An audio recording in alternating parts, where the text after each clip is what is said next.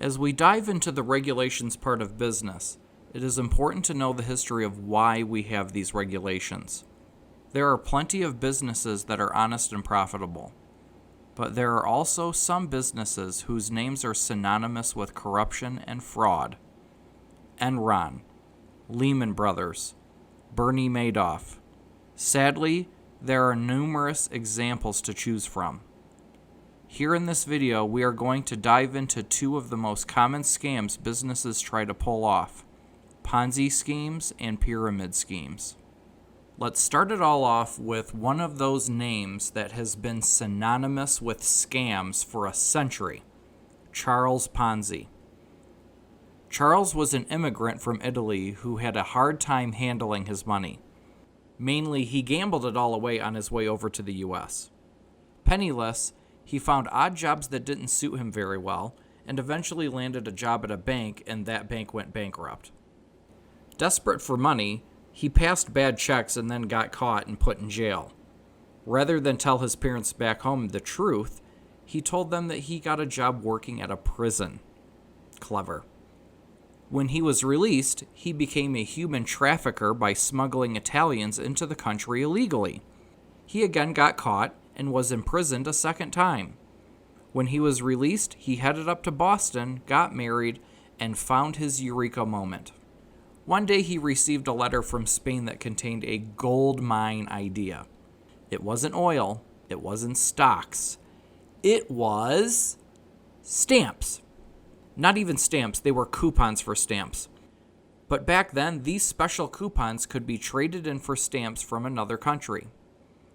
What Ponzi figured out is that some of the stamps were worth more than others, so he would trade coupons in for the expensive stamps and sell them.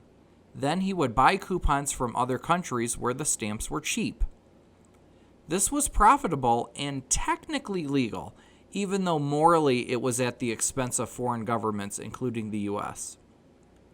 As his idea boomed, he hired people from other countries to buy as many of these coupons as cash allowed. He was turning over profits as high as 400%. But that money wasn't coming in fast enough for him, and it wasn't quite as lucrative as he hoped. So he wanted to accelerate his idea. And this is where we delve into the classic Ponzi scheme. He started looking for investors to give him money for high profits. He promised investors that he could increase their investment by 50% in 45 days or double their money in 90 days. But rather than pay these investors money from his stamp exchange business, he used money from other investors' money. So here's basically how a Ponzi scheme works. You got the guy at the very top of the pyramid, and he's going to call all the shots. He's going to be the guy that everybody's going to give money to, and he's going to be the one that distributes the money. First, he's going to play it cool. He's going to get a couple of dudes to come in with him and say, hey, if you give me some money, I can double your money in 90 days, just like what Charles Ponzi did. So they give him the money. He might even get a loan from a bank just to pull it off. They are super surprised, and then they go and start telling their friends. They're like, oh my gosh, this dude Charles Ponzi just doubled my money in 90 days. I can't believe it. They freak out, and they start handing him money too, because they can't really believe it. It's just unbelievable. But their friends told them the truth, which did happen. So then time waits. While that's going on, more people are finding out about this whole scheme. More people want to buy in on this and give him even more money, which gives Ponzi a whole bunch of money to work with. But he has to be clever with how he distributes it. So he goes above the people at the very bottom of the pyramid and pays the people up. And from there, it continues. They spread the news, and the people above the bottom part of the ring get their money, and also the investors above them. But the people at the very bottom of the pyramid never get paid. And that's the problem with the whole Ponzi scheme. The people at the very bottom rung always lose their money. And it is not a self-containing business. It will implode on itself every single time. From newspaper boys to bankers to Ponzi's own chauffeur, No amount of investment money was too big or too small for Charles to take. In fact, 75% of the Boston police force had jumped on this bandwagon. Many people mortgaged their homes and life savings to invest in his scheme. All the while, Ponzi had manipulated his system to give himself a luxurious lifestyle while he duped so many people out of their hard-earned money. As he made as much as $250,000 a day, he ended up using that ill-gotten gain to purchase a mansion with air conditioning and a heated swimming pool.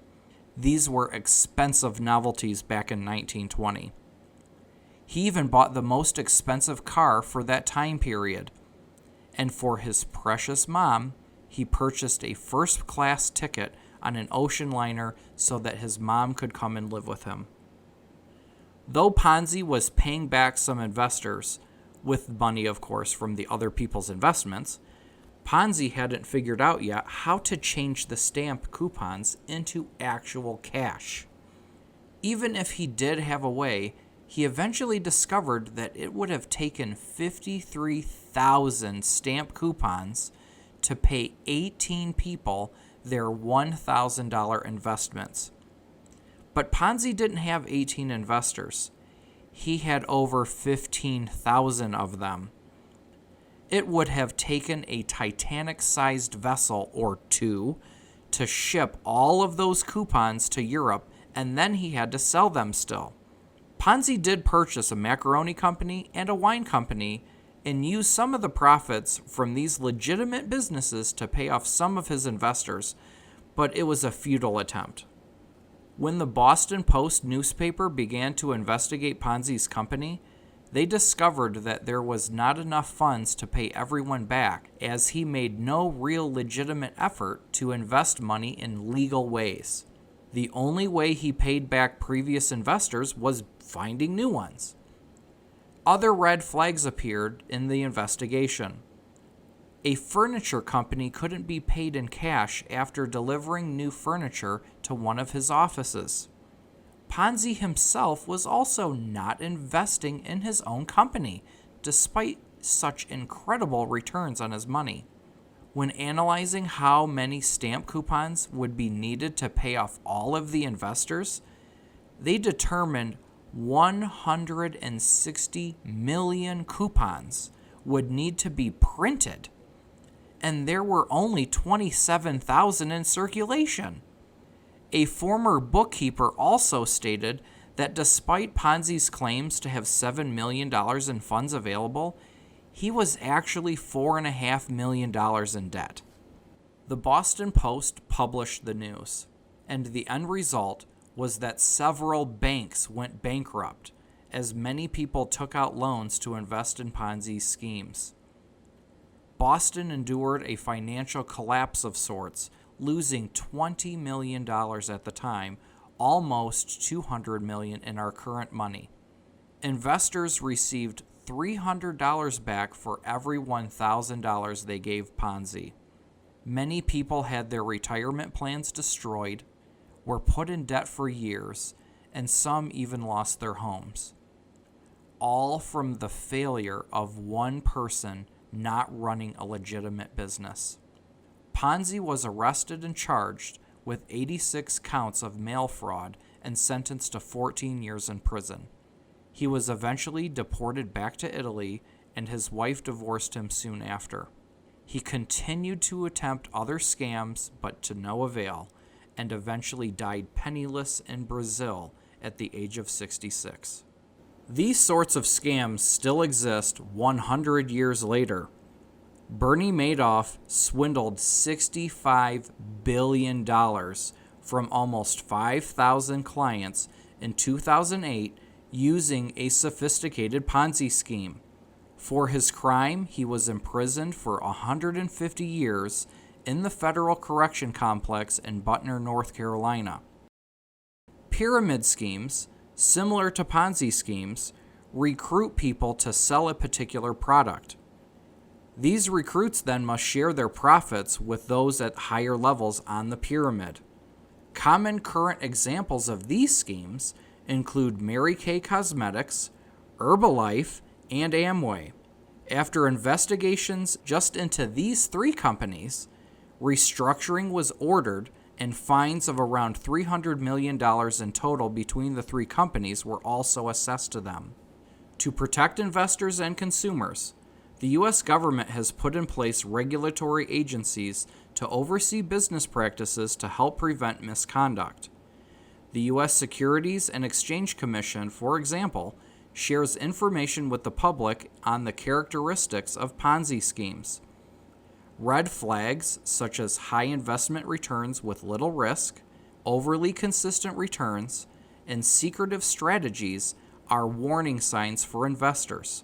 You can even use their hotline to contact them if you feel that you are a victim of a Ponzi scheme. In addition, regulations on advertising, finance, labor laws, and intellectual property rights are just some ways that U.S. agencies hold businesses accountable to higher standards.